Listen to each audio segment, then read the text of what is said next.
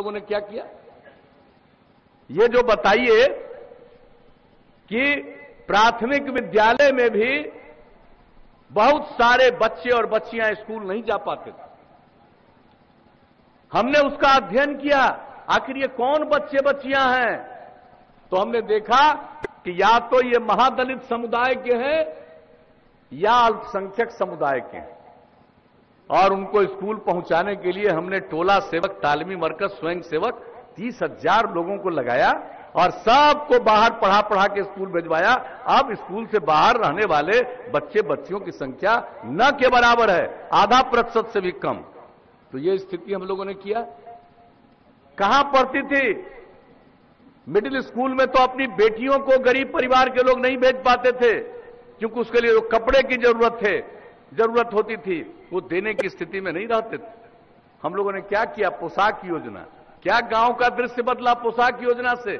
लड़कियों को जो पोशाक मिलना शुरू हुआ, कैसा दृश्य गांव गांव का हुआ। देखिए, जो देखे हुए हैं इन चीजों को नई पीढ़ी के लोगों को दिखाइएगा जरूर। अब फोटो वोटो भी होगा, वो फोटो भी दिखाइएगा कि क्या पहला दृश्य था, उसके बाद का क्या दृश्य हुआ। और हमने सोचा कि लड़की को 8वें तक खाली पढ़ाएंगे, उसके बाद हमने कहा मैट्रिक तो कम से कम पढ़ाएं।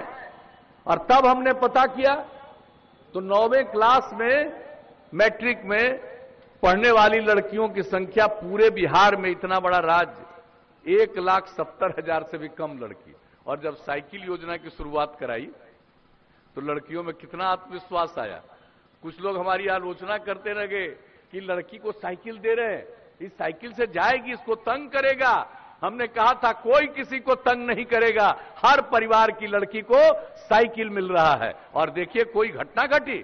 और अंकल कुछ हम लोगों पर पॉलिटेक्निक संस्थान, हर जिला में पैरामेडिकल संस्थान, हर जिला में महिला ITI और हर जिला में GNM संस्थान, हर एक सब डिवीजन में, अनुमंडल में ANM संस्थान और ITI, ये सब काम कराए। पढ़ाई शुरू, कई जगह बिल्डिंग बन करके तैयार, अनेक जगहों पर मेडिकल कॉलेज का निर्माण,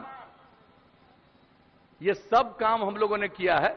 और 8 जगह पर केंद्र सरकार के सहयोग से भी मेडिकल कॉलेज का निर्माण चल रहा, और हर मेडिकल कॉलेज में नर्सिंग कॉलेज का निर्माण। तो एक एक काम जो हम लोगों ने किया। और जो गरीब बच्चे बच्चियां हैं, नहीं जा पाते हैं इंटर के आगे पढ़ने के लिए, तो उन लोगों को आगे पढ़ने के लिए प्रेरित करने के लिए हम लोगों ने स्टूडेंट क्रेडिट कार्ड योजना की मदद 4 लाख रुपए तक का उसका काम शुरू किया। बड़ी संख्या में लोगों ने इसका सहायता लिया।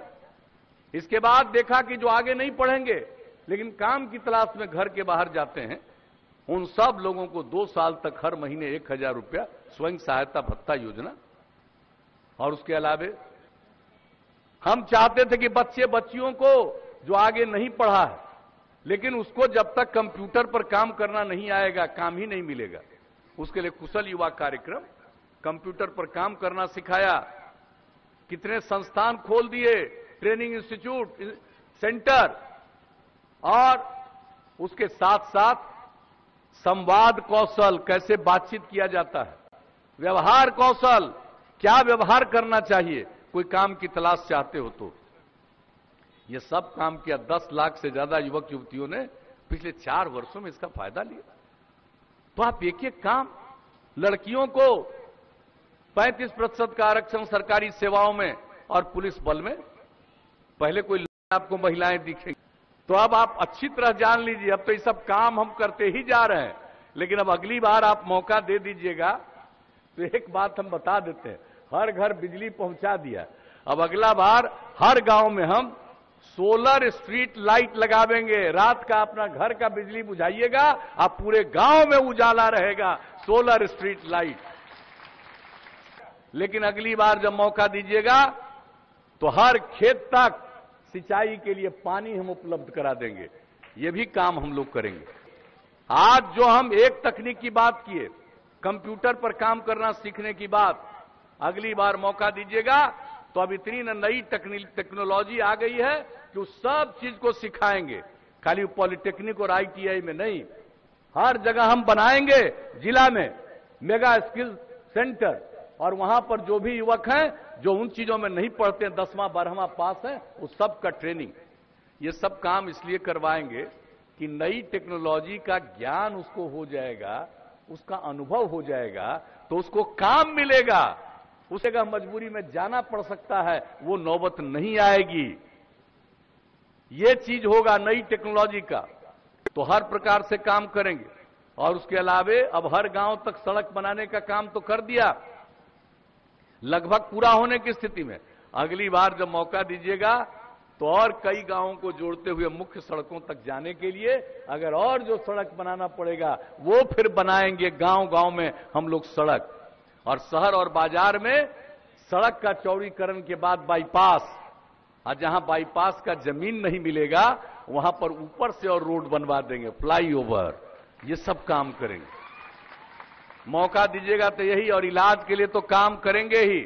साफ सफाई का काम गांव और शहर सबके लिए हमने सोच लिया है, और बेहतर करेंगे। लोग पशुपालन करते हैं, उनके जानवर को ठीक ढंग से इलाज करने में काफी कठिनाई हो रही है, तो अब हर 8-10 पंचायत पर पशु चिकित्सालय बनाएंगे।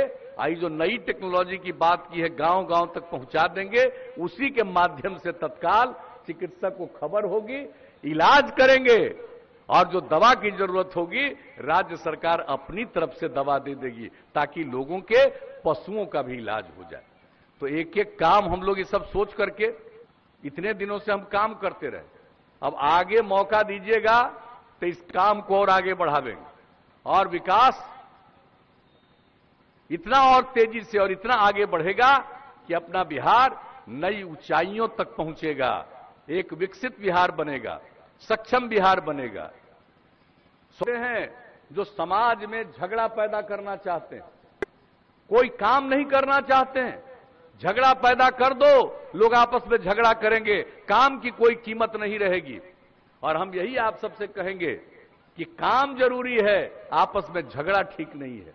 तो हम लोग इन सब चीजों के लिए लोगों के बीच हमेशा प्रतिबद्ध रहते हैं। कि अगर आप लोगों को लगे कि इतना दिन से हम लोगों ने सचमुच काम किया, तो आगे भी काम करने का मौका दीजिएगा, और हम लोगों के जो उम्मीदवार हैं साधना सदा जी, उनको जिताइएगा।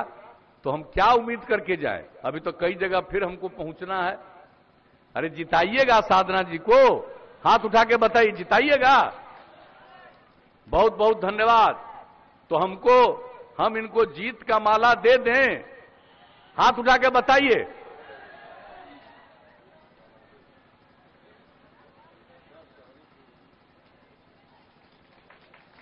तो आप लोगों की सहमति से हमने जीत का माला भी दे दिया।